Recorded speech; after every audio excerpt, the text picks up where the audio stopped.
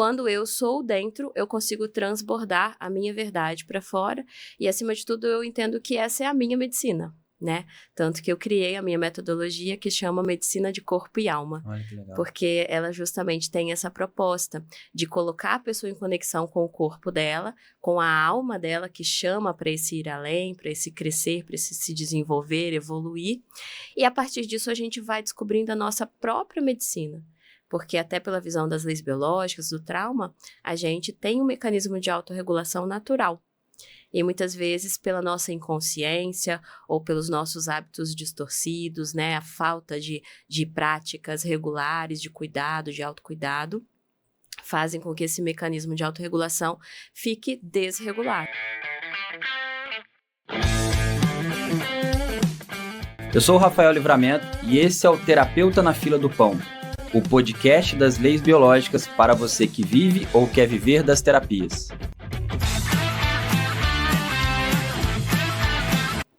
E sejam bem-vindos a mais um episódio Terapeuta na Fila do Pão, o podcast das leis biológicas. Eu sou o Rafael Livramento, eu sou host aqui do podcast e hoje eu vou receber aqui uma aluna muito querida que é a Miriam Ecker.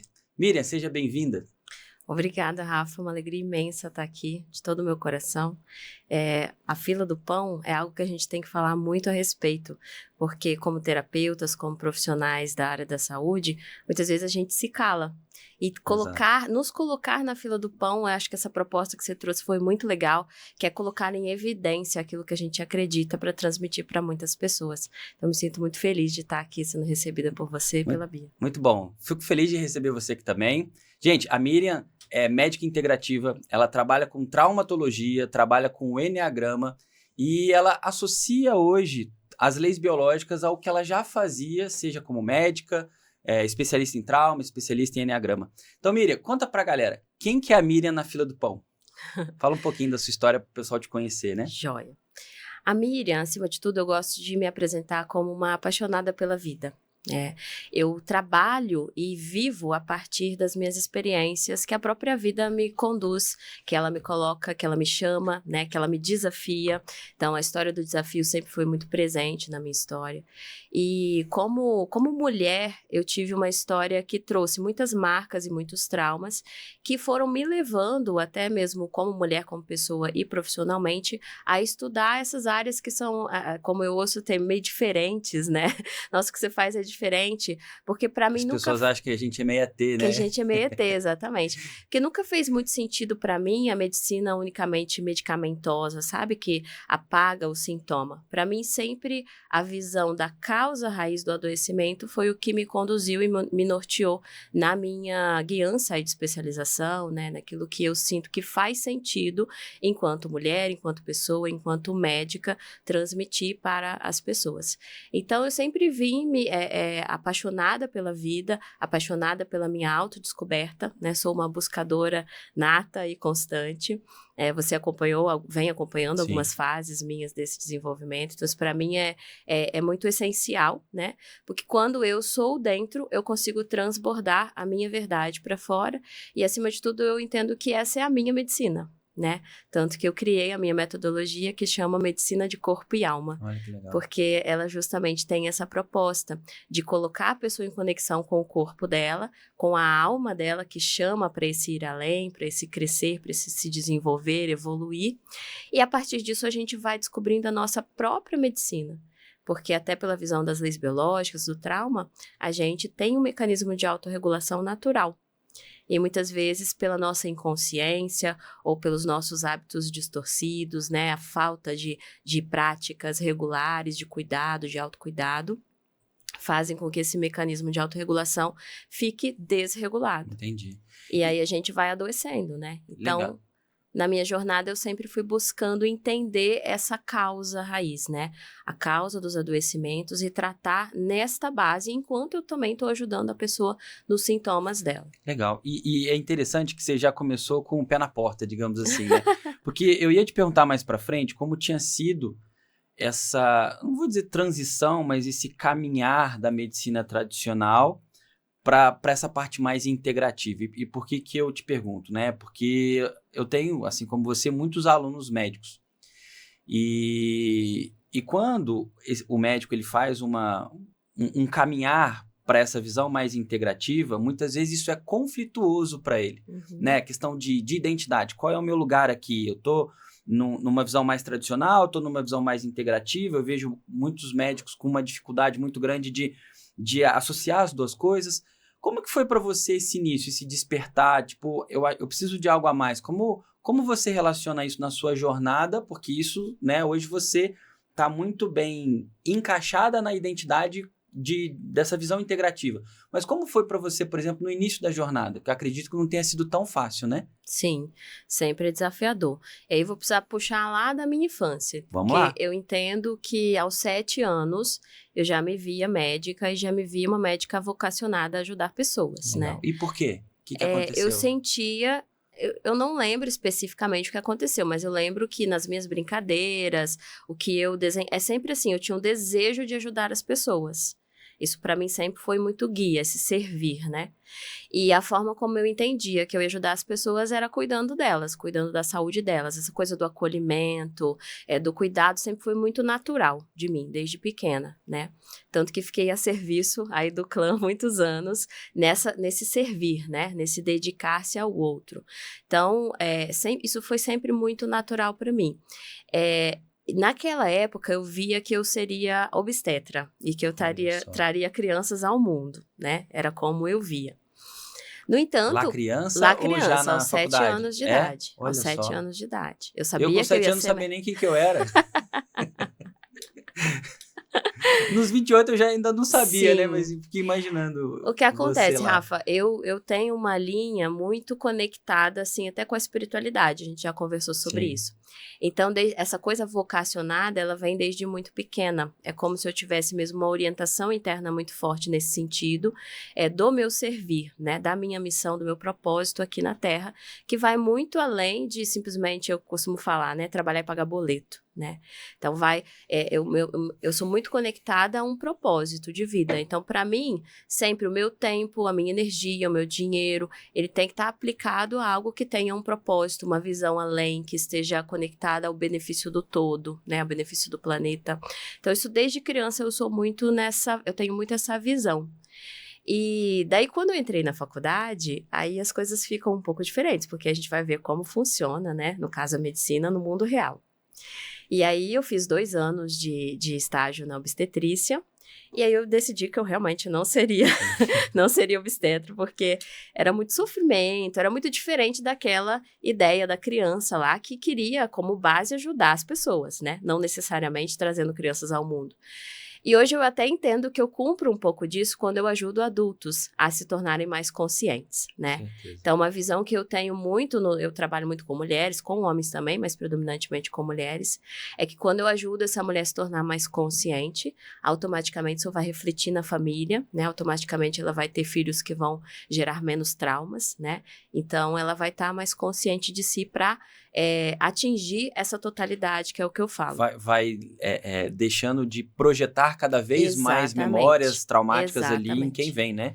Que é um princípio que a gente trabalha muito no Noções também, de você ressignificar, projetar menos para que aquela pessoa já nasça um pouco mais consciente dela mesma, né? Seria mais ou menos isso, né? E com mais autoridade interna. Porque, por exemplo, essa criança com 7 anos que já tinha essa visão, os meus pais não tinham muito essa consciência, né? Então, pela limitação deles, eles me deram todo o suporte que podiam. Mas nesse aspecto do desenvolvimento profissional, por exemplo, havia uma limitação. Então, eu precisei, aí, todos esses desafios, ir galgando muito a minha própria autoridade interna para construir, até mesmo para passar em medicina, que é um vestibular muito desafiador. Depois, para entrar para a faculdade, né? E uma cobrança muito grande, né? Porque eu acredito, quando você fala assim, eu quero fazer medicina, já se cria todo esse ambiente de cobrança por conta de ser concorrido, né? Às vezes uma faculdade particular, ela pode ser mais cara e aí os pais têm que se organizar financeiramente para isso, né? Exatamente. E essa não era muito a realidade de visão dos meus pais. Porque eu venho de uma cidade interior, né? E toda a minha família, primos, irmãos, todo mundo sempre ficou ali, dentro daquela cidade, trabalhando nas coisas da própria cidade, ou trabalhando junto com a família, né? E pela visão do meu pai, eu trabalharia com ele, né? No entanto, essa sede minha eu sempre falo que a minha cidade natal sempre foi pequena para mim, né? Depois eu morei alguns anos na capital e agora eu tô morando em São Paulo, porque a capital ficou pequena para Você é do mim. Espírito Santo, né? Eu sou do Espírito Santo. E aí agora eu tô morando em São Paulo porque eu já começava a sentir aquela mesma limitação de me sentir pequeno dentro daquele lugar, eu preciso expandir mais. E tem 4 meses que eu moro aqui e eu percebi o quanto que isso também já me trouxe mais expansão. Estar aqui, por exemplo, é um desses movimentos, né?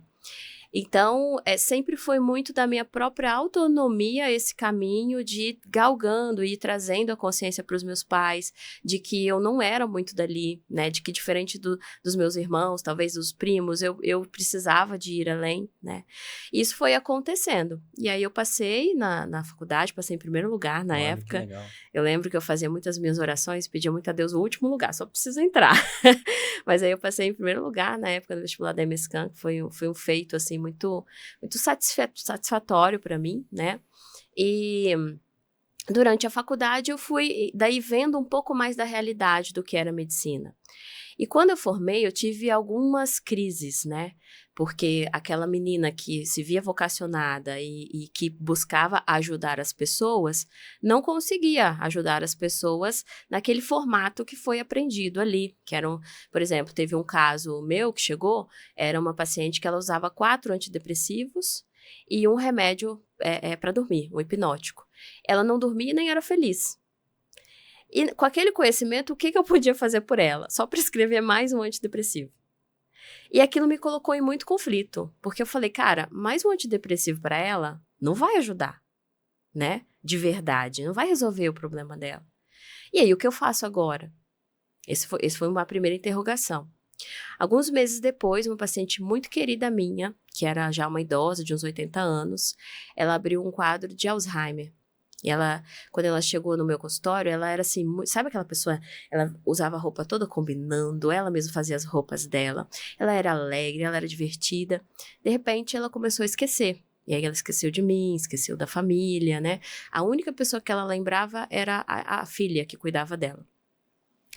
E aquilo foi me deixando muito angustiada, porque ela era uma paciente muito querida e que eu queria muito ajudar, mas eu não sabia como. E, coincidentemente, naquela época eu comecei a estudar com o Dr. Laí Ribeiro até, comecei a fazer especialização em medicina integrativa. Acho que ele foi o pioneiro dessa questão integrativa no Brasil, né? Acredito eu, dentro da medicina, claro, né? Sim, sim. Acho que uma grande referência nessa área. Sim. E o Lair, além da questão da parte médica, né, que traz uma medicina um pouco disruptiva, ele também tem a questão da programação neurolinguística. Então, ele também coloca a gente muito numa abertura de visão e de expansão de consciência para negócios, né, para o médico que não é aquele médico que fica ali, né, só ganhando ali plano de saúde, aquela coisa. Que vai empreender a carreira dele, que vai empreender a carreira dele, o médico que vai ser autônomo, né, na sua própria carreira. Como a gente tem feito isso nas leis biológicas, Exatamente. né, com as mentorias e o Master, Exatamente. Né? Eu vejo muito a sua figura semelhante à figura do Lair, assim, como uma pessoa que representa, né, nos representa, enquanto uma classe que talvez não teria tanto esse lugar, essa voz na fila do pão, né, e que nos coloca nesse lugar, lógico, a partir da nossa própria autoridade de também nos colocar, né, mas nos ajuda a facilitar mais, a colocar mais expandido a conexão entre os colegas, por exemplo, as oportunidades, como essa de estar aqui falando do que a gente faz, né, falando do que a gente acredita. Então, eu vejo você um pouco nesse mesmo, né, nessa semelhança em relação ao meu caminho como médica. E aí, lá no AI, foi se expandindo muito a minha visão. A física quântica chegou para mim ali, então eu fiz 2 cursos de formação em biofísica quântica, e isso expandiu muito a minha visão de como pessoa, como ser humano, a minha visão universal, né, cósmica, além de todas as possibilidades dentro de uma medicina que me trazia uma visão mais integral, uma visão do ser humano por completo. Aí, Rafa, falei, pronto, agora eu tô no meu lugar, né? E essa foi a primeira especialização que eu comecei a fazer. Eu não fiz residência, nunca quis fazer residência. E a coisa com Laí foi surgindo, foi caminhando. E, em paralelo, eu comecei a cursar nutrologia. Então, eu fazia as duas formações, de nutrologia pela Abram e de medicina integrativa com Laí. Isso foi me trazendo um pouco de aparato para lidar com essa minha paciente. De forma que a gente começou a fazer uns tratamentos de ortomolecular. Então, eu trabalhava muito a parte de vitaminas, né, de estruturação corpórea, de proteínas para ela. E em um dado momento, eu lembro que eu estudei lá com Laí que o Alzheimer era tipo uma diabetes do tipo 3. E que ele cursava com uma deficiência muito grande de testosterona a nível cerebral. E a testosterona é um hormônio que nos dá foco, né? Nos dá direção, nos dá até mesmo a consciência do nosso ser, né? E aí eu comecei a fazer um ciclo de testosterona com ela. E aquela mulher que estava esquecida de todo mundo, em 2 meses ela voltou a si. Olha só. Né? E eu acho que era muito fora do padrão dentro daquilo que se praticava ou acreditava, né? Exatamente. Ela estava abrindo um quadro de Alzheimer muito rápido, ela avançou muito rápido na doença, né? Quadros mais leves levam alguns anos para se esquecerem das pessoas ao redor, para, né, perder um pouco da motricidade. E ela, sei lá, acho que ela tinha coisa de 8 meses que ela estava no processo e com 6 meses ela já tinha esquecido de todo mundo, assim. Foi uma coisa muito rápida, né? Uma evolução rápida. E aí eu acredito que o resultado rápido e disruptivo e fora do padrão te chamou a atenção para um mundo novo que você estava descobrindo, né? Exatamente. Porque aí eu vi, cara, eu posso realmente ajudar as pessoas da forma como eu acredito, né? E no caso dela, como eu tinha um carinho muito especial, ela se tornou realmente assim, ela tá até no meu Instagram, assim, com uma postagem que eu fiz dela, Legal. que ela se tornou um ícone, uma referência para mim no sentido do acreditar, sabe? Acho que todo mundo tem aquele paciente que ensina, acho que todo paciente ensina pra gente, Sim. mas tem alguns que são diferentes, talvez Sim. até por a questão do momento que a gente tá, ou às vezes de uma história específica da vida dele que tem uma ressonância com a nossa história. Acho que todo terapeuta ele tem na jornada dele aquele paciente que parece que ele veio para um propósito muito específico. Sim. É como se ele viesse ajudar mais a gente do que a gente ajudá-lo, né? Exatamente. Eu vejo que sempre o paciente está conversando comigo no sentido do meu crescimento.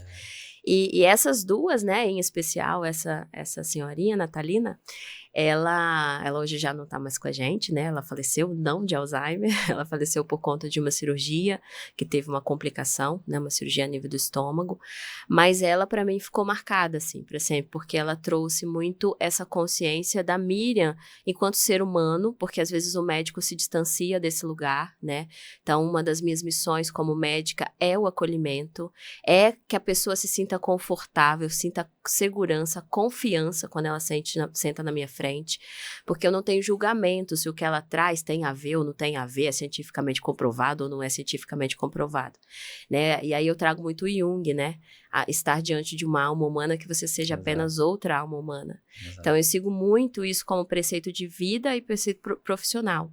E ali com ela eu vivi muito isso, porque eu tinha um amor muito grande por ela e o adoecimento dela me deu e deu para a família também a oportunidade desse acreditar, né? De ver uma coisa que teoricamente seria impossível, né? Dizem que o Alzheimer não tem cura, acontecer ali na vida prática e trazer de novo a qualidade de vida daquela pessoa que estava completamente debilitada, né? No trabalho em equipe. Legal. Miriam, posso abrir um parênteses? Pode. Gente, olha só. É claro que quando a gente recebe os convidados aqui, a gente conversa, vai ser um bate-papo tranquilo, leve, você conta da sua experiência e tal, enfim. Só que, cara, isso aqui tá sendo igual uma consulta, porque cada vez que senta alguém aqui, uma pasta nova se abre. E aí eu queria abrir um parênteses bem interessante, se você me permitir. Permito. Porque você começou falando assim, eu quando tinha 7 anos eu queria ser obstetra.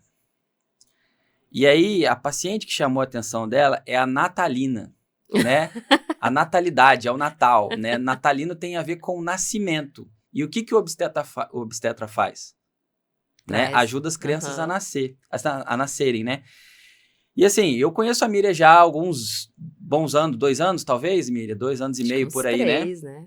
E assim, quando a Miriam morava em Vila Velha, ela tirava foto do mar. E em francês, mar é mère. E mère, em francês, é mãe. E mãe começa com a letra M de Miriam, né? Olha que interessante. E quando a gente fala de médico, se a gente pegar a frequência da palavra médico em francês, é médecin. E você pode decompor a palavra médecin, me, de, san, meus dois seios. Olha. Os dois seios que nutrem, né? Qual é a função do seio materno, né? Proteger, mas nutrir, acolher. Olha que interessante essa relação, né, da sua história, né, e com as ressonâncias com aquilo que você encontrou na sua vida e com aquilo que você faz hoje. Né? Claro que não é o intuito, mas, por exemplo, a gente poderia procurar história das mulheres da sua família que ou tiveram dificuldade de proteger as suas crianças, proteger os seus filhos, né, por uma série de motivos. Mas o que eu quero dizer é como que você hoje, talvez sem perceber, gente, isso aqui não foi nada combinado não, tá? Mas é porque isso para mim ficou tão claro, e é isso que a gente faz nas consultas, Sim. né? Esses são fatos aparentemente desconectados, mas que eles levam para um lugar. E olha como você hoje, e aí por que eu quero chegar aqui? Porque eu conheço o seu trabalho e vejo o quanto você é acolhedora nos seus atendimentos, né? E eu vi muito disso com a Bianca, né? Porque a Bia é sua paciente e você conseguiu fazer com a Bia o que poucas pessoas conseguem fazer, que é ela se abrir e estar confortável nesse lugar. E só um espaço de acolhimento é capaz de fazer isso, né? Então, eu queria trazer isso até como ponto de reflexão para você em relação à sua história, mas, né, trazendo para aquilo que você faz e principalmente da forma como você faz, né? Porque essa função maternal, ela não deixa de ser uma função também terapêutica, né? Não que o masculino não possa ser terapêutico, né? A energia, eu não estou falando aqui de sexo, né? Estou falando da manifestação da energia, mas é até por isso que muitas mulheres são até mais disponíveis para olhar para a própria história, né? Ou homens que têm um feminino mais bem trabalhado, digamos assim, né? Como que você escuta isso que eu estou falando e como você vê isso dentro da sua história, da sua prática clínica? Isso faz algum sentido para você? Faz total. Eu agradeço você me trazer. Eu costumo falar que as leis biológicas, para mim, trazem esse ligar dos pontos, né? Então, eu vejo você ligando muitos pontos aqui da minha história, tanto pessoal, quanto familiar, quanto profissional, né? Realmente num contexto muito claro, assim. Eu não tinha parado para pensar na história da Natalina como, né? Mas faz muito sentido, faz muito sentido. E eu me vejo muito, sim, tanto nessa postura do acolhimento, quanto também na postura da assertividade, porque trabalho muito as duas energias em mim, né? Tanto masculina quanto feminina. Mas uma coisa que na minha jornada eu costumo ouvir muito e receber muito são pessoas muito feridas quando estavam na sua maior dor, porque para mim, o adoecimento do corpo, quando você sente o seu corpo em caos, para mim, Miriam, é uma das piores coisas que o ser humano pode sentir, né? Às vezes a gente tem perdas externas que a gente sente, mas sentir o corpo em caos é uma coisa bastante desafiadora. E eu acho que quando uma pessoa recebe um diagnóstico de um adoecimento, quando ela está passando por uma necessidade como essa, se do outro lado ela tem uma parede fria, isso vai gerar ainda mais traumas, isso vai gerar, por mais que haja um medicamento ali para tentar tratar aquele adoecimento, é frio, sabe? Então, eu recebo muitas pessoas que trazem um pouco dessa fala, de que, mas o médico falou que não tem nada a ver, né? Teve uma recente que ela estava sentindo uma purgação no ouvido e uma purgação no útero. Acontecia ao mesmo tempo e ela sentia, mas ela foi em diversos médicos e falaram que não tinha nada a ver.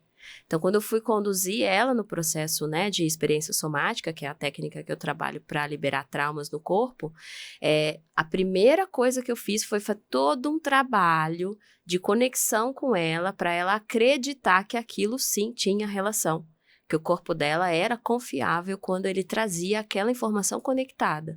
E que não importava o que do lado de fora tivessem dito para ela, o corpo dela era sábio e ia conduzir.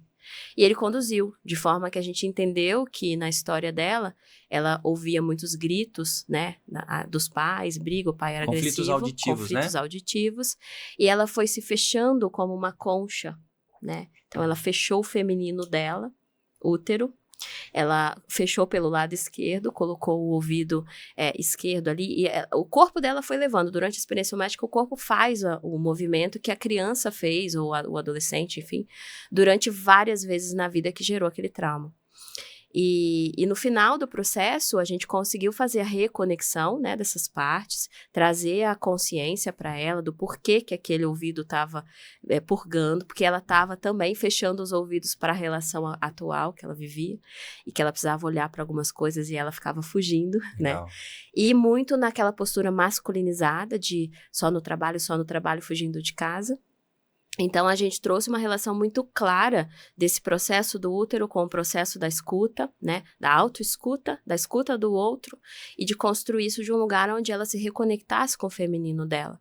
Porque enquanto ela estiver na postura masculinizada, ela não consegue, na relação afetiva, ocupar o seu lugar como mulher. Legal você falar isso, e abrindo um parênteses pro pessoal de casa, porque acredito que nem todo mundo conheça as leis biológicas. Gente, quando a gente fala de conflito auditivo, é uma especificidade como a gente pode viver uma percepção de perigo.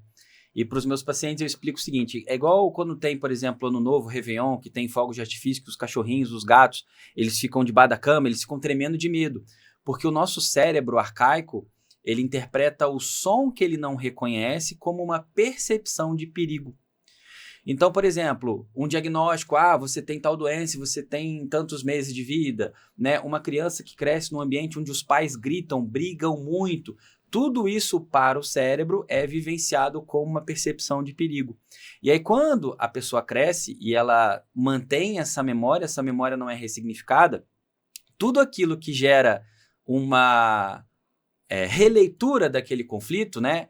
Coloca a pessoa em conflito de novo. Então, por exemplo, vou dar um exemplo da paciente da Miriam, não sei se é o caso, mas só para vocês entenderem. Se lá quando ela é criança os pais brigavam, quando ela cresce e tem, por exemplo, discussões com o marido, ela vai reviver os medos que aquela criança vivia, sabe? E muitas vezes esses medos eles não vêm sozinhos, ela vive como um conflito auditivo, mas isso pode ser inconscientemente percebido por outros órgãos, né? No caso, a questão do útero, né? E por exemplo, uma mulher que está ali sem lugar nessa relação, ela precisa brigar para ter um lugar na relação. Ou ela se encolhe demais, ou ela vai para uma energia mais masculina e tenta brigar pelo lugar dela, né? Que é mais ou menos o que estava acontecendo. Então, conflito auditivo é a memória de algum perigo auditivo que a pessoa viveu e que ela relê. Isso pode gerar zumbidos, pode gerar otites de repetição, até muitas vezes caso de ir perdendo a audição gradativamente, né? Sim. Só para vocês entenderem. Sim. Mas é interessante, né, Miriam? Porque entender a especificidade dos sintomas ajuda a gente a trabalhar de forma mais assertiva, né? Exatamente. E é muito comum a observação das pessoas fora do seu lugar, fora da sua energia de base. Então, eu entendo que quando a gente traz esse acolhimento para ouvir a pessoa com presença, que é uma palavra que eu falo muito, que eu pratico muito, estar presente de verdade, ouvir. Porque só de você estar ali sustentando, isso é muito uma abordagem do trauma, né? Só de você estar sustentando a escuta da dor daquela pessoa de um lugar genuíno, você já está transmitindo cura, né? Porque muitas vezes ela não teve essa escuta de um lugar que fosse um lugar seguro, ou que fosse, ela não conseguiu falar, ela precisou se calar. Então, como eu trabalho com mulheres, eu vejo muito isso. Mulheres que se calaram durante muitos anos, que não tinham sua expressão, né? Não podiam ter sua autenticidade.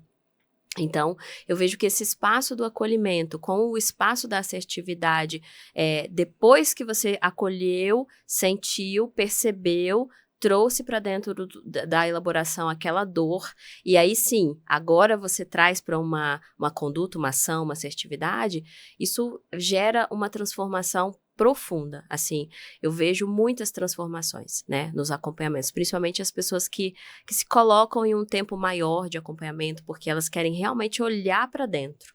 E aí, quando elas olham, elas vão ver histórias como essa e várias outras, né? Que estão ainda retidas ali no corpo e que fazem com que elas estejam vivendo várias limitações, vários bloqueios, vários problemas relacionais, que às vezes elas acham que não tem a ver, né? Exato. Mas que tá tudo lá, naquela história original, e eu acho que as leis biológicas trazem um pouco disso, que é esse transgeracional, né? Que é a vida intrauterina, onde várias informações foram gravadas ali no corpo dessa criança, que são os primeiros anos de vida, né? Então, acho que isso tudo se compõe muito claramente no processo. E olha que interessante, para onde a conversa ela vai, né? Eu vim de camisa rosa hoje, né? Não sei por que eu escolhi assim, mas você falando da questão da mulher, né? Se a gente for ver, historicamente, a mulher até poucos anos atrás, tô falando poucos porque, né, se a gente tem 2024 anos dentro de um calendário, né, claro que tem muito mais, mas até pouco tempo atrás a mulher não votava, ela não tinha uma série de direitos, ela continua hoje, por exemplo, na jornada de trabalho, tendo menos privilégio que os homens, etc, etc, tá? A doutora Eleanor, que sistematizou a ciência do início da vida, com quem eu tive o privilégio de estudar e de aprender muita coisa, fala uma coisa interessante. Como que, por exemplo, é muito comum, a mulher tem algum problema uterino ou ovariano, ela retira o útero, retira o ovário num processo quase que, né, de uma mutilação em série, né?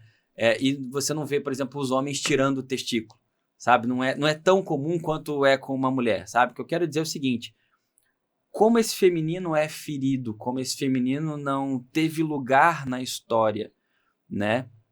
E como que é interessante, porque o meu público, a imensa maioria dos meus alunos, né, das minhas alunas e de paciente é feminino, né? E aí a gente volta mais uma vez, esse feminino vem se curar para curar o mundo, né? Sim. Eu não gosto da palavra cura como algo definido, eu gosto da palavra cura como um processo. Mas olha que interessante a gente chegar nesse ponto do papel da cura desse feminino para curar também o masculino, né? Porque muitas vezes é o masculino usado de forma distorcida que machuca esse feminino. E esse feminino muitas vezes acaba ficando reativo demais, né? Por exemplo, é muito comum no consultório eu encontrar histórias de mulheres que precisavam ser muito fortes. E foi muito bom. Mas, ao mesmo tempo, isso era uma compensação porque elas não se sentiam o quê? Protegidas, elas não se sentiam seguras ali, né? Como que você hoje vê na sua jornada a repercussão dessa história desse feminino, né? Você que trabalha também com Jung, eu não sei como é a visão do Eneagrama, não conheço muito do Eneagrama, mas eu sei que é uma ferramenta fantástica. Mas como que você vê isso assim, Miriam? Porque na prática, para mim é muito evidente, né? E por me relacionar muito com muitas alunas, entender muitas histórias, fazer muita consulta, eu vejo o quanto as pessoas melhoram a vida delas quando elas começam a olhar para essas histórias, né? Enquanto você falava, me veio o útero, né? Me veio a imagem do útero. Porque o útero é esse órgão que é o órgão do nascimento. E olha, a gente volta lá na criança, né? Que queria ver crianças nascendo. Eu já ouvi algumas falas que o homem, ele não tem útero. E ele precisa do útero de uma mulher para nascer, né? A mulher, ela tem esse útero dentro de si mesma.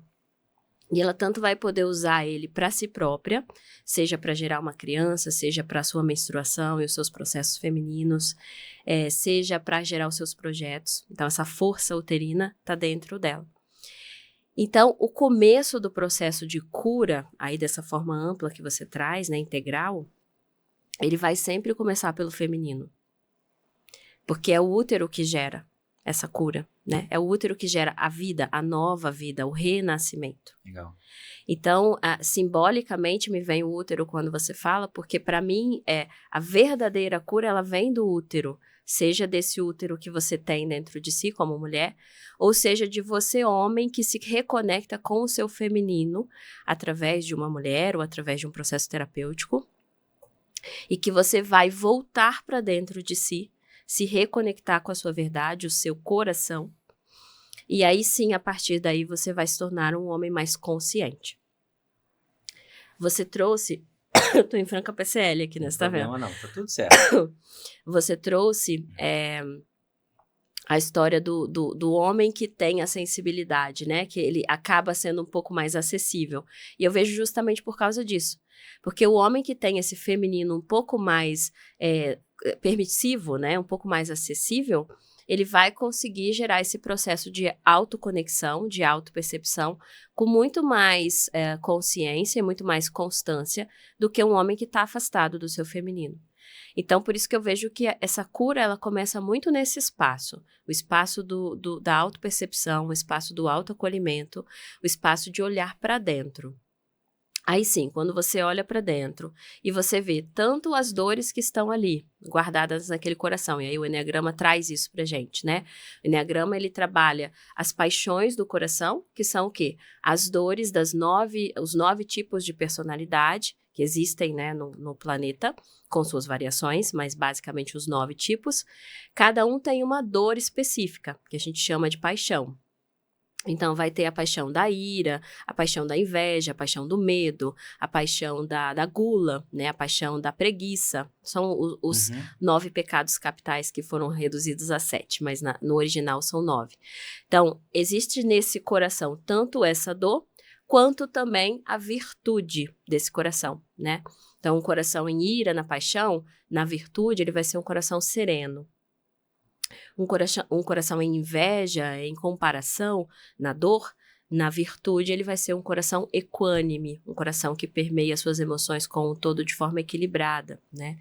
Um coração em gula, na virtude, vai ser um coração sóbrio, um coração que se conecta com o todo, né? Então, no processo de desenvolvimento dessa pessoa, a gente vai olhar tanto para a sombra quanto para a luz.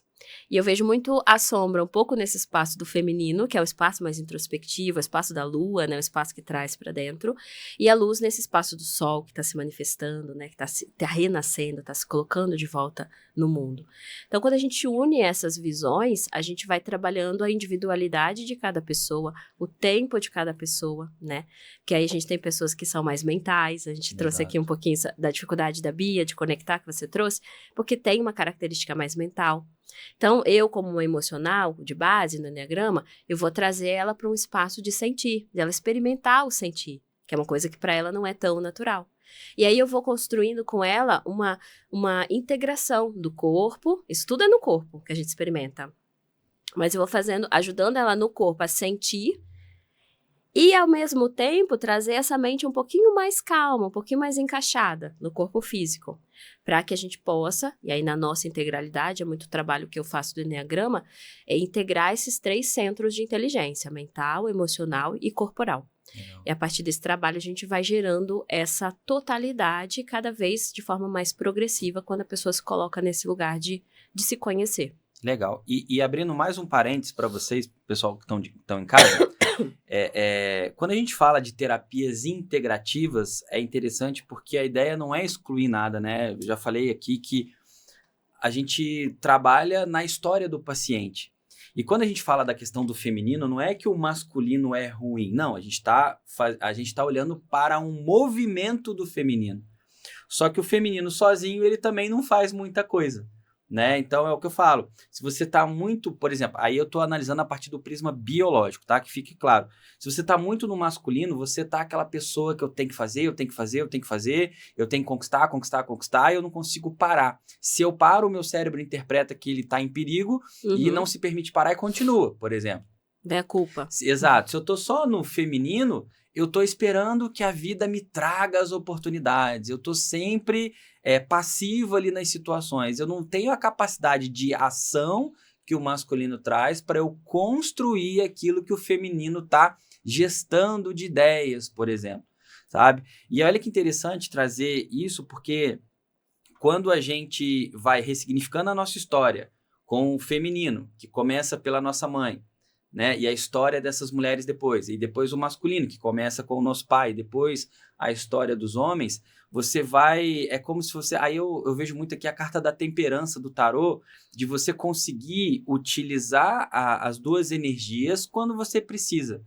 Por exemplo, hoje eu, enquanto homem canhoto, né, eu nasço com uma energia feminina de base, mas hoje eu consigo perceber o quanto ressignificar a minha energia masculina foi importante para eu aprender a ir além do que eu posso ir e ocupar o meu lugar no mundo, sabe?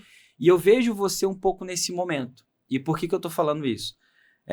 Vamos trazer um pouquinho, não só as leis biológicas, mas a parte mais empreendedora do seu trabalho hoje, né? Hoje você está lá no Master. O Master em Leis Biológicas, gente, é o meu programa mais avançado. É o terapeuta que já sabe atender, que já tem agenda cheia e ele quer ir além na profissão, ele quer ir além do consultório, né? Eu brinco que o meu consultório é o meu quadradinho, né? Quando eu comecei a lançar o curso, comecei para o digital, eu fui além do meu quadradinho ali. Então, né, hoje eu atendo pessoas do mundo inteiro, tem pessoas que assistem as minhas lives no mundo inteiro, a gente tem alunos no mundo inteiro, né? Alunos em todos os continentes do mundo, porque eu saí do meu quadradinho. E esse movimento é um movimento de energia masculina. Sim. E você está num momento desse de montar suas mentorias, apesar do seu público ser predominantemente feminino, o movimento para que isso aconteça, ele é masculino. Né? Como é que está assim, o seu momento de carreira? Como é que as leis biológicas entraram na sua vida e fizeram essa integração de tudo que você fazia? Conta um pouco para mim agora da Miriam antes leis biológicas e depois leis biológicas, e depois das leis biológicas a Miriam empreendedora. Conta um pouco para mim, por favor. Eu falo que eu tenho esse DNA empreendedor vindo do meu pai, né? Assim, desde Seu pai é empreendedor? Meu pai é. Meu pai cria coisas que você nem imagina. E tem uma visão muito estratégica, né? Que nem sempre foi tão clara para mim, hoje eu já vejo mais. Mas eu sempre tive essa necessidade de criar, né? A coisa da criatividade é muito forte em mim, isso desde muito pequena.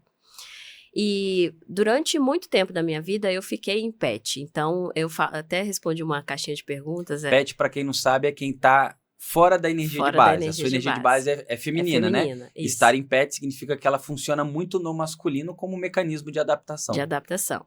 Então, porque eu tive que romper, até para estudar medicina, né? Depois meus processos pessoais, processos de crescimento, de construção de empresa, né? De passar por um casamento, depois precisar me divorciar. E muito além, muitas vezes com uma visão muito única. Uma visão que não era compartilhada pelas pessoas ao redor, né? Porque eu meio que saí mesmo de um sistema onde não tinha muito essa visão ampla, expansiva. E eu via isso. Então, eu precisei fazer a minha própria jornada de forma até meio solitária para poder construir aquilo que eu acreditava e viver hoje na realidade prática o que eu acredito. Então, durante muitos anos, a energia masculina, ela me levou muito a esse romper, né? Depois, em especial, no ano de 2018, que foi quando eu me divorciei, eu comecei a ser chamada para um processo de mais introspecção, porque aí eu era uma máquina de trabalho, né? Construí uma clínica, um baita negócio, tocava aquilo sozinha e era assim, eu vivia trabalhando, minha vida era trabalho. Eu me identificava muito fortemente na Miriam médica, sabe? Ela era potente, ela era confiante, mas a Miriam pessoa, ela tinha várias limitações que eu não enxergava.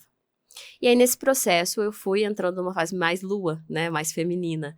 E aí, eu fui me reconectando um pouco mais comigo, com a minha autopercepção interna, com as minhas dores, e fui virando esse processo de forma que eu conseguisse trazer essas duas forças juntas. E aí, as leis biológicas, eu acho que elas chegaram no momento, eu sempre olhava a história da medicina germânica, mas sabe quando não encaixa ainda? Não encaixa ainda. Então, eu estava ainda fazendo algumas formações para me trazer um pouco mais de base. E aí, eu acabei entrando no Eneagrama. Nesse processo que eu comecei a me conectar comigo e para o autoconhecimento, eu entrei no Eneagrama. E o Eneagrama, ele me trouxe mais ainda para esse lugar da introspecção, para esse lugar do feminino. Então, aquela força masculina que já era alta, ela foi se tornando mais equânime, mais equilibrada, né? De forma que, quando eu finalizei, aí as leis biológicas entraram um pouco antes de eu terminar a minha jornada com o Eneagrama, né? Eu sei que falei várias vezes com você, Rafa, eu tô aqui, eu estou só terminando. E eu lembro que você ficava assim, cara, será que é o momento? Acho que você me perguntou umas 2 ou 3 vezes, que você estava na turma da Mel, né? Da Mel e do João. E eu lembro que acho que o curso tinha começado, e aí você falou assim, não sei, mas eu quero, mas eu tô cheio de coisa pra fazer, mas eu sinto que agora, então bota meu nome aí que eu vou fazer. Acho que você entrou até um pouquinho depois, não foi? Foi. Da turma ter começado, né? Foi. Porque eu fiquei sabendo depois que já tinha tido uma aula. E aí eu te perguntei, porque eu tava já voltando pra essa energia masculina. Eu lembro de eu te perguntar, Rafa, mas como é? É prático? Porque assim, ó, eu venho investindo na história do conhecimento, de estudo há muito tempo. E agora eu decidi que eu não vou mais investir em estudo apenas técnico, que eu quero investir no que é prático, no que vai me dar base prática para negócio, né? E aí você falou, Miriam, olha, assim, no final a gente tem um módulo assim assado que a gente faz essas integrações, você vai entender, você vai ver como aplicar. Então, é como se as leis biológicas tivessem me trazido um pouco dessa uma habilidade de ligar os pontos, né? Então, o Enneagrama me trouxe uma habilidade de compreender a pessoa mais a fundo, me compreender e compreender a pessoa mais a fundo, na base da sua personalidade. Então, isso a gente traz desde lá da história dela, todos os históricos que ela passou durante a jornada dela. O trauma me traz um pouco dessa visão de como essas dores geraram limitações no corpo e o quanto que essa pessoa está travada por conta dessas limitações, que às vezes ela trabalha a nível mental, né? Ah, mas eu já perdoei meus pais. Mas aquela falta que teve lá quando era criança está gravada no corpo, não foi liberada ainda. E as leis biológicas entraram como uma terceira força que veio trazer essa ligação dos pontos, que é justamente as leis biológicas para mim traduzem o que para mim sempre foi muito lógico, que é a medicina do corpo e da alma juntas, né? Então as leis biológicas para mim elas me ajudam a fazer essa integração da biologia que está no corpo físico, né, na natureza, que é também uma frequência que eu trabalho muito, eu boto muita pessoa em conexão com a natureza, né, e a alma, que já era uma coisa natural minha, já sou uma pessoa mais naturalmente poética, filosófica, então já permeava um pouco essa questão mais sutil, que eu vejo que a grande massa das pessoas tem dificuldade de acessar. Então, uma habilidade minha é levá-las a acessar, porque para mim as duas coisas se compõem. Não adianta a gente ter um corpo sarado, maravilhoso, perfeito, comer bem, treinar, aquela coisa toda, se você tá desconectado da sua alma, do seu sonho, sabe? Do que faz sentido, dos seus valores. Por isso que às vezes a gente recebe muito paciente assim, né? Ah, Rafael, eu sou vegana e tenho colesterol alto, não consigo entender, porque a minha nutrição é totalmente reguladinha. Eu falei assim, mas não é só isso que vai levar ao resultado final, né? Existem outros mecanismos aí. Exatamente. E as leis biológicas, elas conseguem ser muito precisas para achar esses mecanismos, né? Isso. E aí conecta, né? Conecta essa parte emocional mais sutil, mais astral, com essa questão mais física, biológica, né? Então, acho que as leis biológicas, elas me trouxeram muito para esse movimento. E o Master, ele chegou para mim no momento que, né, você sabe muito bem, né? Eu estava fechando esse ciclo de estudos do trauma, do Enneagrama, e foram processos, eu escrevi meu TCC, então acessei muitos traumas da minha infância, muitas histórias de abuso, né? E foi um movimento internamente muito exaustivo para mim. E eu tive uma certa crise naquela época, né? Quase que um burnout, assim. Então, eu perdi a direção de vida, perdi o chão. De certa forma, concluir, né? Sempre que a gente está construindo uma casa, um castelo. E você terminou, parece, pra onde eu vou agora, né? Tipo, então eu construí toda aquela jornada com o Enneagrama e, de repente, nossa, acabou. Não vou ver mais meus amigos, não vou estar mais aqui. E agora? O que eu faço? E, ao mesmo tempo, a vida nova se apresenta ali e ela ainda é desconhecida, né? E, além de tudo, olhando para trás, essas feridas, essas histórias que eu vivi lá atrás, que eu estava escrevendo no meu TCC da formação de trauma. Então, tudo isso me colocou num lugar, assim, de qual o próximo passo? E foi muito, eu sempre faço questão de reforçar isso para você, que foi muito providência divina, aquela nossa conversa, até pela camisa, que eu sempre brinco com você, né? Pois é. Ele tá sempre com uma camisa do mar. Se eu tirei ela do ponto cego hoje da obstetrícia, da Natalina, ela me tira dos meus conflitos de líquido, né? Exatamente. E você tava com uma camisa de Iemanjá, né? E só aquela camisa azul do mar, né? Pra quem, assim, só pra explicar, eu sou muito conectada com o mar, né? Me entendo como uma filha do mar, então o mar pra mim é mensagem de diversas formas, né? É mensagem de fluxo, de prosperidade, de essa abundância. Semana também eu tava com outra, né? Tava outra, até te mandei mensagem, você sempre com as suas camisas do mar. Então, aquela conversa nossa ali, não só de dizer, Miriam, eu vejo você no Master, então isso pra mim foi um valor, sabe? Eu vi que você me viu com um valor, eu vi que você me considerou uma pessoa capaz de estar no seu melhor produto, né? No seu produto que mais tem potência de conversão, mais avançado. O certo é isso, né? Porque não tem melhor, todos são bons, né? Porque cada programa, ele é direcionado para um momento específico, né, onde o aluno se encontra, né? Exatamente.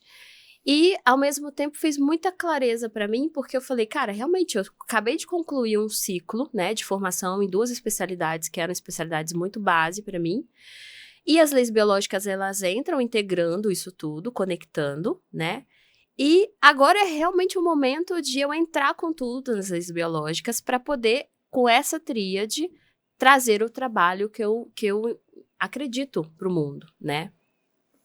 Então, ali, para mim, foi muito claro esse chamado, foi muito claro o reposicionamento, que na verdade não é um reposicionamento, era só, mesmo eu tava ali meio perturbadinha, e aí, Miriam, respira, vamos junto, estamos junto, vem por aqui.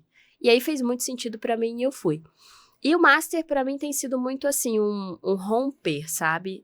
Porque ele me traz mais essa energia masculina, ele me coloca tanto em analisar, às vezes, que eu tenho muita capacidade de fazer a coisa movimentar, e às vezes eu tenho uma certa ansiedade de fazer isso, então o Master me coloca um pouco para refletir sobre os meus movimentos, sabe? Então, nesse momento específico, lá no início, eu queria queria botar. Nesse momento específico, eu já volto um pouquinho mais para a energia feminina, que eu tenho refletido um pouquinho no movimento com um pouquinho mais de paciência, um pouquinho mais de consciência. Em como fazer, em né? como que é diferente, fazer, né? Exatamente. Então, já sei que eu sei fazer, eu já sei que eu estou fazendo, já sei que eu estou manifestando, e agora, eu até conversei com a Ju, que cuida das minhas redes, agora é o momento de a gente fazer toda essa base que a gente construiu se autossustentar. E isso se converter em uma forma autossustentável mesmo, que eu acho que vem do lançamento do livro, que no mês que vem todos nós vamos juntos lançar um livro, né, de leis biológicas, e é uma coisa que me deixa muito, muito feliz, né, vem dos próprios movimentos ali como turma, como equipe ali do Master, que eu acho que um tá sempre incentivando o outro, tá sempre trazendo dicas, né, então acho que tudo isso, essa rede, para mim o trabalho em equipe, rede, essa sustentação, ela ajuda a tampar os pontos cegos que a gente tem, né, ali pelas nossas próprias minimax, né, e dores, minimax aí como esses estados cegos, né, esses pontos cegos que a gente não vê, e não sei, para mim é um grande quebra-cabeça que vai se montando junto, sabe? Então, não só o Master, como eu sempre falo com você, com a Bia, que eu vejo essa missão de vocês, sabe? Nesse lugar de conectar as pessoas, de dar a oportunidade, de fazer esse link, né? Que eu vejo através das leis biológicas. A oportunidade, por exemplo, da gente estar indo para o exterior, fazer uma imersão no exterior. Então, toda a experiência que eu vivi nesse ano, e a indo para a quem sabe imersão. no futuro a gente faz o evento, porque o Master ele tem um evento presencial por ano, a princípio, né? Hoje é assim, mas no futuro pode ser 2 por ano, né? Quem sabe a gente fazer no exterior o encontro do Master, hein? Top. Porque eu acho que a história de ir pro exterior, pra mim, eu vou trazer a minha experiência, eu falei, a desculpa foi a imersão, porque na verdade era eu me colocando no mundo, era eu assim, encarando, e aí eu acho que as leis biológicas me trazem muito essa biologia, do sentido de assim, entender falei muito isso no Instagram, os tubos, né, que eles chamam, que são os tubos, que são o metrô, né, de Londres ali, aquela coisa que se desce 3 andares, aquilo pra mim me dava um pânico, só de pensar em entrar num negócio daquele, né. Eu conversei com a Bruna, até que fez aqui também o podcast, ela falou assim, nossa, o meu pânico é de entrar, passar pela alfândega. Eu falei, eu nunca tive esse pânico, pra mim sempre foi muito tranquilo passar na alfândega, eu sinto que eu tenho acesso.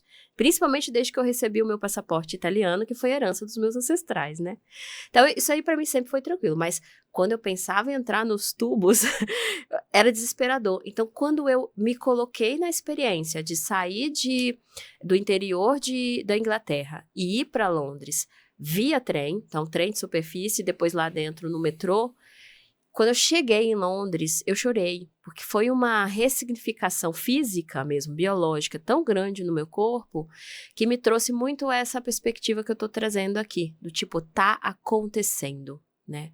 Não é só mais a minha criação, meu poder de criação mental, a minha imaginação, o meu desejo. Tá acontecendo na realidade prática, né? Eu estou indo além.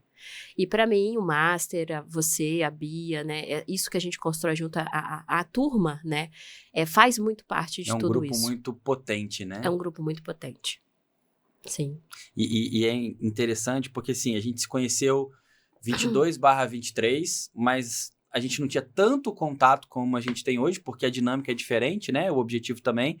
Mas, por exemplo, eu noto uma diferença absurda de janeiro, que foi quando a gente teve aquela conversa, para hoje. A gente está em agosto, final de agosto, né? 8 meses, né? Então, olha como a intensidade, ela rompe o tempo, né? Então, olha quanta coisa pode mudar em pouco tempo se você tiver ali as ferramentas adequadas, né? Exatamente. Exatamente. Eu lembro que desde o primeiro mês você me colocou as tarefas e eu tinha aquela ansiedade de fazer a coisa acontecer.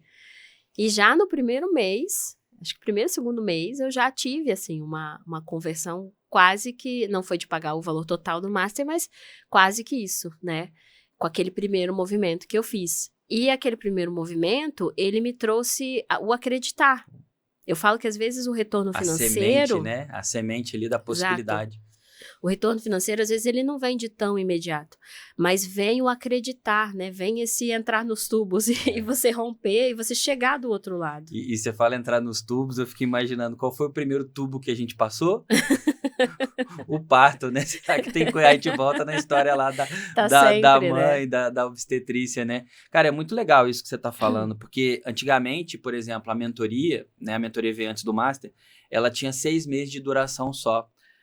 E alguma coisa estava me incomodando e eu não sabia o que era. E o que acontece? Eu simplesmente mudei a mentoria de 6 meses para 12 meses. E aí você fala assim, Rafael, mas o que isso tem a ver?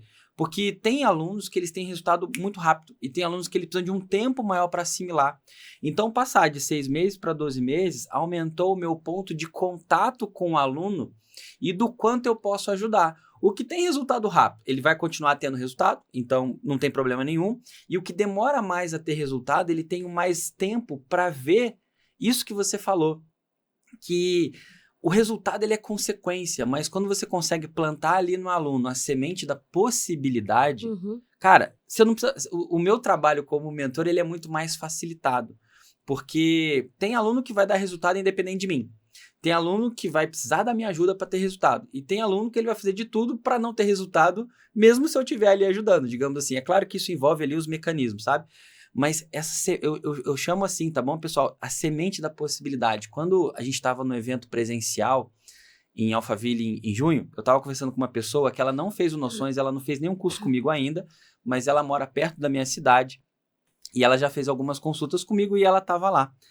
E ela falou assim, Rafael, eu tô num momento assim assado, eu tenho uma bagagem boa. E aí eu falei pra ela em 5 segundos assim, por que você não faz isso, isso, isso? Cara, ela olhou pra mim de um jeito assim, sabe quando você vê que a pessoa entendeu o recado que você deu pra ela, mas aquilo foi muito rápido. Eu falei assim, olha só, isso é a semente da possibilidade que eu falei pra ela, sabe? Sim. E ela vai estar com a gente como convidada no evento de novembro, né? Eu convidei ela e ela, né, tem agenda disponível, ela vai estar lá. Que legal. E acredito que ela vai ser uma futura integrante lá do Master também. Mas pra mim, cara, é isso, é plantar a semente da possibilidade, porque às vezes a gente não movimenta a nossa vida porque a gente não acredita que a gente pode ir além. Isso que você falou da viagem é muito providencial, porque é você ir literalmente além das suas fronteiras. E se você faz isso com uma viagem, você ensina o seu cérebro que você pode fazer isso de qualquer forma. De qualquer forma, né? E hoje eu vejo alguém aqui que está indo além das fronteiras, Sim. né? E olha, como a gente gosta de simbologia, de ligar os pontos, né? Há 42 anos, eu teria 10 dias de nascida, né? Há 42 anos atrás, eu nasci no dia 11 de agosto, acabei de fazer aniversário. Leonina. Hoje, dia 21, eu estaria com 10 dias de nascida, né? E o 10, para mim, tem muito essa simbologia de terminou um ciclo de 9, o 10 está começando um novo ciclo, né? Então, quando você falou dos tubos, né? O primeiro tubo, o parto, me veio essa imagem, né? Tipo assim, eu estaria com 10 dias de nascida depois desse parto que foi lá atrás. E eu tô aqui, na fila do pão, com Rafael Livramento. Assumindo o seu lugar, né? Assumindo o meu lugar, né? Colocando nesse novo ciclo, nesse renascimento. A Miriam que vem aí com a medicina de corpo e alma, a Miriam que vem de corpo e alma, né? Que para mim não é só o sentido literal do corpo e da alma, é realmente de corpo e alma, com essa entrega, né? Que para mim as relações, as construções, o trabalho, o ser, quando a gente faz de coração, quando a gente faz de entrega, né? Com o nosso ser, com a nossa essência, isso vai para uma outra esfera. Né? Isso realmente cria um mundo diferente, que é o mundo que a gente acredita, um mundo onde a gente tem lugar, sim, na fila do pão, e a gente é único, não existe ninguém que substitua. Eu sempre falei muito isso, né? Às vezes as pessoas olhavam para mim, nossa, inocente. Assim, não tenho concorrente, porque o que eu faço só eu faço. Exato. O que o Rafa faz, só o Rafa faz. Né? E as pessoas olhavam assim, nossa, inocente. Não é inocente, é porque na verdade é assim. Isso e é se exatamente todos... o contrário, isso é confiar naquilo que eu confiança. tenho, né? Nos recursos que eu tenho, né? Exatamente, porque só a Miriam veio ao mundo para fazer o que a Miriam veio fazer no mundo. Só o Rafa veio ao mundo para fazer o que ele faz no mundo. Então, eu vejo que quando a gente entende o nosso propósito pessoal, profissional, e une as forças, que eu acho que torna mais facilitado, e é o que eu vejo a nossa rede fazendo, né?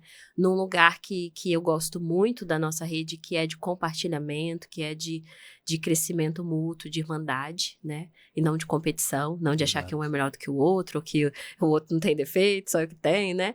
Então, a gente constrói esse mundo e a gente pode ser quem a gente é na fila do pão. Muito bom, muito bom. Miriam, a gente está se encaminhando para o final, deixa eu ver aqui. A gente tem um horário para cumprir. Aí é aquela história do Jô Soares, né?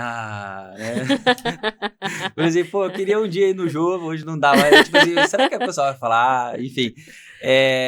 Se você tivesse a oportunidade de mandar uma mensagem que todas as pessoas lessem, qual seria a mensagem que você mandaria para elas?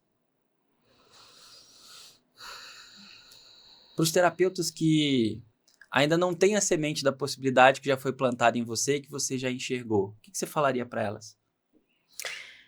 Me veio a frase que eu coloquei no meu livro. A sua voz ecoa a sua verdade. Essencial é ser você.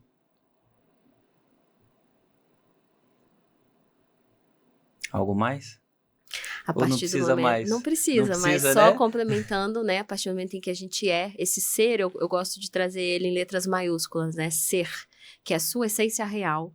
Então, a partir do momento em que você é a sua essência real, em que você é verdadeiro, em que você se coloca primeiro no seu processo de entender, ligar seus pontos, fazer seu trabalho interno, para depois, como terapeuta, transbordar isso, o fluxo de prosperidade, o fluxo de abundância, o fluxo dos relacionamentos, tudo se abre.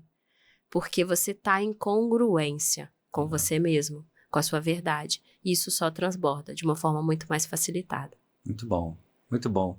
Miriam, se a galera quiser conhecer seu trabalho, onde que eles te encontram? Me encontro no Instagram, doutora Miriam Ecker, DRAMYRIANECHER. Eu vou colocar, gente, na descrição aqui do vídeo, tá? O arroba dela, tá bom? Isso, porque é meio diferente, né? Miriam com Y. E no YouTube também, tem meu canal no YouTube, mesmo doutora Miriam Ecker. Acho que essas duas são vias já muito facilitadas para entrar em contato. E se você é mulher e gostaria de passar pela mentoria da Miriam, entre em contato com ela também, tá bom? Exatamente. Miriam, adorei. Eu já imaginava que ia ser do jeito Miriam de ser, desse jeito mais romântico, mais filosófico, né? É o seu jeito, é o seu tempero. E é muito bacana porque trazer o romantismo no melhor dos sentidos, tá bom, gente? Para assuntos tão complexos, né? Trauma, memórias difíceis, né? Enfim, ajuda a gente a passar pelos desafios de uma maneira mais leve, mais tranquila, né? Você tem muito esse toque da leveza na sua abordagem e, para mim, é um dos grandes diferenciais que você tem. Muito obrigado pela sua presença, muito obrigado por você contribuir com o grupo, contribuir com a gente, contribuir com a minha família, né? Cuidando da minha esposa, e conta sempre com a gente, tá bom? Tá bom, é um privilégio para mim cuidar de vocês e ter a confiança de vocês, né? Também no meu trabalho. E essa simbologia que eu gosto muito de trazer, eu acho que ela fecha muito, integra muito esse quebra-cabeça da vida, né? Então, fica prático e fica sensível ao mesmo tempo. E para mim, estar aqui é muito especial. Eu agradeço muito o seu convite, agradeço muito tudo que a gente vem construindo juntos. E tem muito mais por aí, né? Eu sei. E, gente, esse foi mais um episódio do podcast O Terapeuta na Fila do Pão, que hoje a gente, né, viu aqui a história da Miriam, o podcast das leis biológicas. E se você tem interesse em estudar as leis biológicas, ou se você já estudou as leis biológicas e deseja profissionalizar o seu trabalho e além das suas fronteiras também, como a gente falou aqui, manda uma mensagem para mim, escreve para mim para entender o seu momento, saber como eu posso te ajudar e a gente trabalhar junto e seguir junto nessa jornada, tá bom? A gente se vê no próximo episódio.